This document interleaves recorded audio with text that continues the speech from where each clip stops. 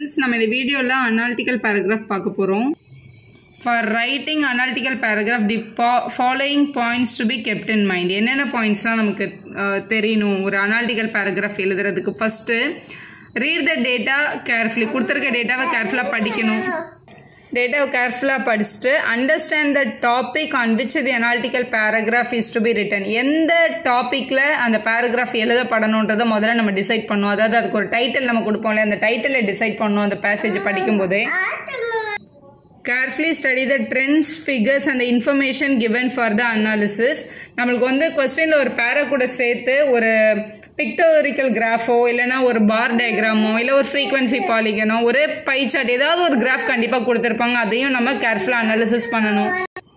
Use the trends as evidence to support your statement. அவங்க கொடுத்துருக்க அந்த கிராஃபை வந்து உங்களோட ஸ்டேட்மெண்ட்டை சப்போர்ட் பண்ணுறதுக்கு நம்ம யூஸ் பண்ணிக்கணும். Give a clear introduction and conclusion. Introduction conclusion இருக்கணும். Try to avoid repetition of information. சொன்ன பாயிண்டே திருப்பி சொல்லாதீங்க அனாலிட்டிக்கல் பேராகிராஃப். இதான் நீங்கள் கண்டிப்பாக ஞாபகம் வச்சுக்கிறது. இப்போ அனாலிட்டிக்கல் பேராகிராஃபோட ஃபார்மேட் பார்க்கலாம், எப்படி எழுதணுன்றதை பார்க்கலாம். Claim or a topic statement. நீங்கள் படித்த ஒரு பேசேஜ்லேருந்து பார்க்கும்போது அதுக்கு வந்து ஒரு கிளைம் பண்ணணும், இந்த ஸ்டேட்மெண்ட்டை தான் நான் சப்போர்ட் பண்ண போகிறேன் அப்படின்றத எழுதணும். இல்லை அதுக்கு ஒரு சின்னதாக ஒரு டாபிக் கூட கொடுக்கலாம். ஏதாவது ஒன்று ஸ்டேட்மெண்ட் மாதிரி எழுதியிருக்கணும், இல்லை ஒரு சின்ன டைட்டில் கொடுத்துருக்கணும் கண்டிப்பாக உங்களோட பேராகிராஃப்க்கு. அந்த உங்களோட கிவன் பேஸ்ட் அந்த டேட்டா யூஸ் பண்ணி. எவிடன்ஸ்ன்றது வந்து உங்களுக்கு ஒரு கிராஃப் கொடுத்துருப்பாங்க இல்லையா, இல்லைனா ஏதாவது ஒரு டெக்ஸ்டுவல் இன்ஃபர்மேஷனாவது கொடுத்துருப்பாங்க. அதை யூஸ் பண்ணி நீங்கள் உங்களோட ஆர்குமெண்ட் எழுதியிருக்கணும். இந்த கிராஃப்லேருந்து நமக்கு என்ன தெரியுதுனா அப்படின்னு நம்ம எழுதுவோம்ல, அதுதான் அந்த எவிடன்ஸ், அது எழுதியிருக்கணும். எக்ஸ்பிளனேஷன், நீங்கள் எந்த ஸ்டேட்மெண்ட்டை வந்து சப்போர்ட் பண்ணுறீங்களோ அதை பற்றின அனாலிசிஸ் வந்து நல்ல டீட்டெயிலாக எழுதியிருக்கணும். எக்ஸ்பிளனேஷன் பார்ட்டில் கண்டிப்பாக கன்க்ளூஷன் இருக்கணும். நம்ம end of the paragraph with rewriting your argument in a new way.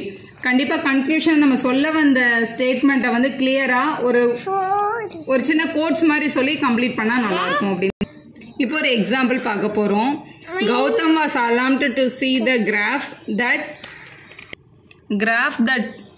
tracked the rising level of carbon dioxide in the air of his city Nagpur. He decided to write a paragraph on the data to show his alarm and pointed the represent picture in order to caution the people against the environment pollution.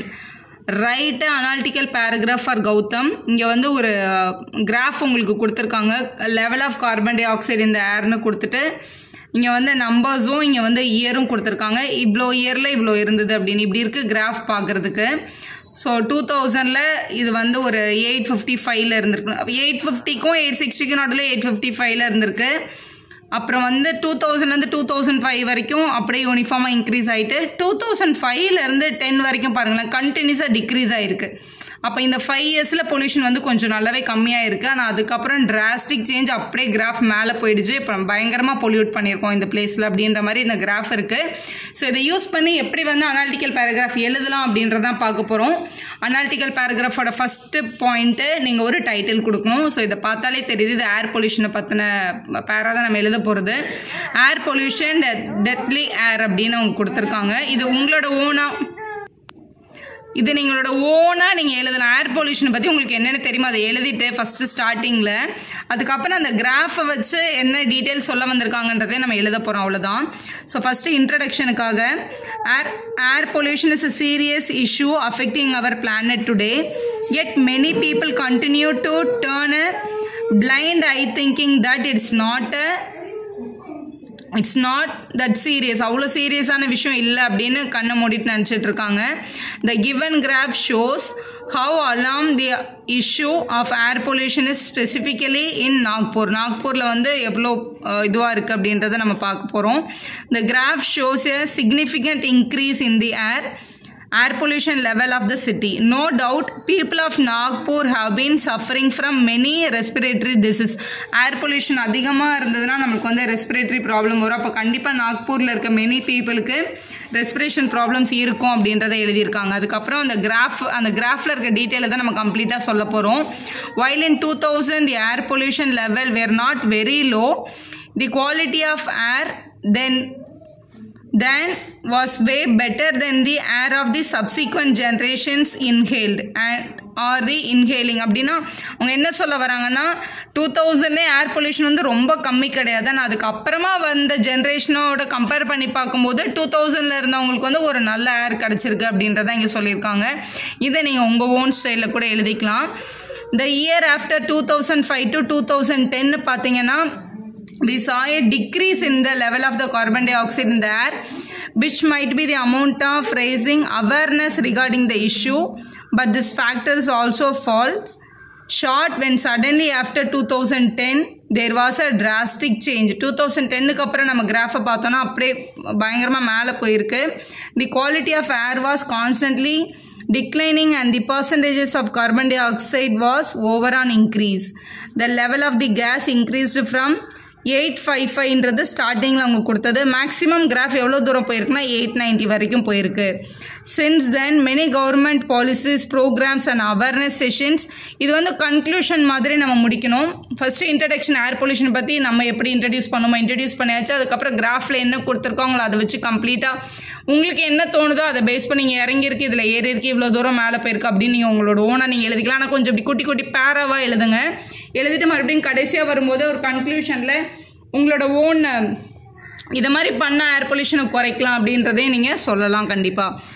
Since then, many government policies, programs and awareness sessions have been launched to aware people about it and to figure out a solution. So, solutionக்காக நிறைய programs வந்து கவர்மெண்ட்லேருந்து பண்ணிட்டு தான் இருக்காங்க. Therefore, the level of carbon dioxide has been a slow decline. This decline indicates that there is still a lot of changes that need to be implemented to make our environmental pollution free. நம்ம environmental வந்து pollution ஃப்ரீயாக இருக்கிறதுக்கு இது வந்து இன்னும் நிறைய programs மூலமாக இந்த ஏர் பொல்யூஷன் வந்து மக்களுக்கு வந்து நம்ம தெரியப்படுத்தணும் அப்படின்ற மாதிரி அவங்க எழுதியிருக்காங்க. நெக்ஸ்ட் இது வந்து இன்னொரு எக்ஸாம்பிள் பாருங்கள். Below is a graph that illustrates tiger population in India. Referring to the same, write an analytical paragraph in 150 to 200 words. இங்கே வந்து ஒரு ஃபுல்லாக டீட்டெயில் கொடுத்துருக்காங்க. இப்போ முதல்ல பார்த்தது வந்து ஒரு கிராஃபிக்கல் ரெப்ரசன்டேஷன். இதுலேயுமே ஒரு கிராஃப் வந்து டைரெக்டாக இல்லாமல் அப்படியே ஒரு பாயிண்ட்டாக கொடுத்துருக்காங்க. ஸோ டைகரோட பாப்புலேஷன் வந்து தமிழ்நாட்டில் 264 இருக்குது, மகாராஷ்டிராவில் 312 இருக்குது, இந்த மாதிரி உத்தரகாண்ட் நிறைய ஸ்டேட் நேமும் அதோட கவுண்ட்டும் இங்கே போட்டிருக்காங்க. இங்கே இன்க்ரீசிங் டைகரோட அமௌண்ட் பாருங்கள். 2006 இவ்வளோ இருந்திருக்கு, 10, 14, 18 இந்த மாதிரி குட்டியாக இங்கே வந்து ரெப்ரசன்ட் பண்ணியிருக்காங்க.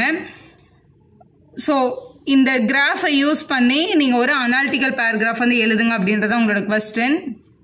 இது வந்து நீங்கள் உங்களோட ஓனில் எழுதுங்க. ஆனால் நான் ஜஸ்ட் இதை வந்து உங்களுக்கு அப்படியே காமிச்சிடுறேன். கண்டிப்பாக இதுக்கு வந்து ஒரு ஹெட்டிங் கொடுக்கணும். நீங்கள் வந்து டைகர்னு கூட கொடுக்கலாம். த ரோர் இஸ் பேக் அப்படின்னு அவங்க கொடுத்துருக்காங்க. ஸோ அது உங்களோட ஓன் விஷ், நீங்கள் எப்படி வேணாலும் கொடுத்துக்கலாம்.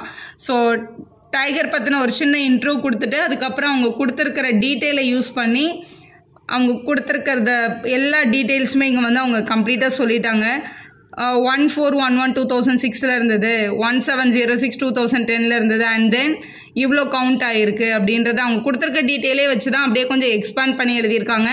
கீழேயுமே ஒரு ஸ்டேட்டில் எவ்வளோ கவுண்ட் இருக்குன்னு அவங்க தனித்தனியாக கொடுத்துருந்தாங்களே அது எல்லாத்தையும் இங்கே எடுத்துகிட்டு வந்துட்டாங்க பாருங்கள். மகாராஷ்டிரா, தமிழ்நாடு, கேரளா, அஸ்ஸாம் இது எல்லாத்துலேயும் இந்த கவுண்ட் இருந்தது ரெஸ்பெக்டிவ்லி அப்படின்னு போட்டாங்க. ரெஸ்பெக்டிவ்லின்னா அந்த ஃபஸ்ட்டு கவுண்ட் இந்த ஃபஸ்ட்டு ஸ்டேட்டோடது அப்படின்னு அர்த்தம் இல்லையா? அது மாதிரி எல்லா ஸ்டேட்டோட கவுண்ட்டையும் எடுத்து இந்த மாதிரி அங்கே இருக்கிற டீட்டெயில் எடுத்து ஃபில் பண்ணாலே அழகாக 2-3 பேரை நம்ம மேக் பண்ணிடலாம் ஃபைனலாக.